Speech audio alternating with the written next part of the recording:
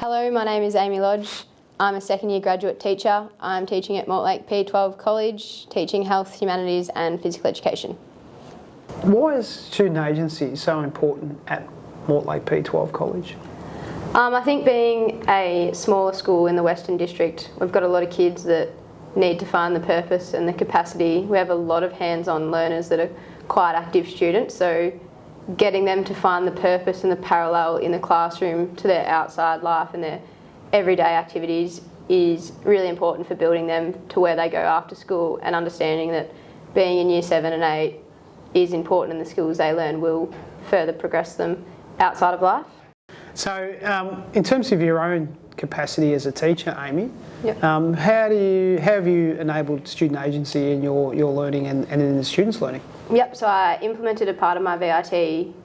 My inquiry question was how to get students engaged as an active learner and student agency. So we've created programs where they have a bit more say in what they do, so they take a bit more accountability for their learning, which includes them picking a few assessment tasks or the form of assessment they have. They create questions that they want to learn, so that's relating to the topic. For example, water in the world, we got them to create a question and that was incorporated throughout the unit, our focus points of what we learned.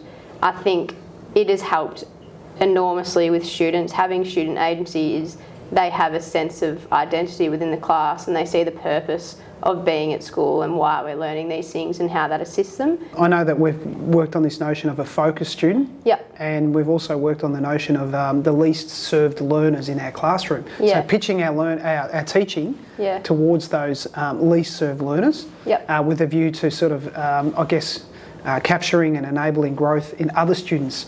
How's that sort of transformed for you around that focus student? Yeah, it's been pretty big. Obviously, implementing things to help the focus student has helped the entire class, and it's important because there's a lot of students who fall in the middle, that they're not far ahead where they need extension work, but they're not far below that they need modified work. They sit in the middle and they can quite often be pushed under the carpet or forgotten or presumed that they know what they're doing, and this is allowing them to still have the challenge and have the modified and systems that work for all students. So there's a lot like the structure of the class.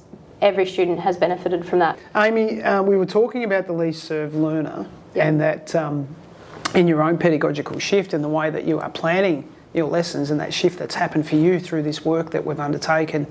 Can you tell me a little bit of an example or about an example of a student in your class that fits that mould of that least served student and how they've been able to identify their own identity and Yep. connecting that with some of the learning that you delivered? Yes. So for example, one of the students in this focus unit was quite disengaged, wasn't happy about being at school, didn't see the purpose, didn't understand why we had to learn these things.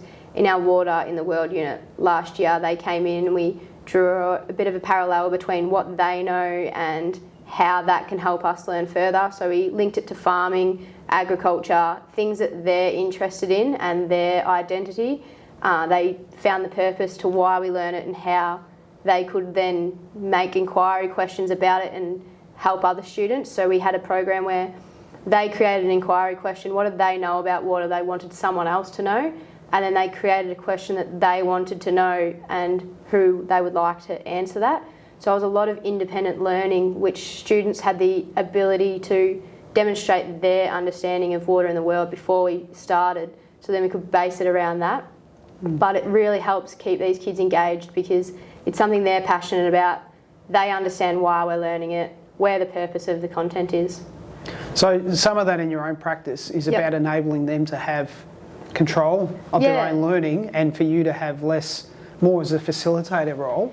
How did you sort of navigate your way through that shift in your own pedagogy of allowing the students to take control of their learning? Yeah, so it was a bit of a trial and error process of how much control they had and how much I stepped back as a facilitator and what I provided them or what I didn't provide them with.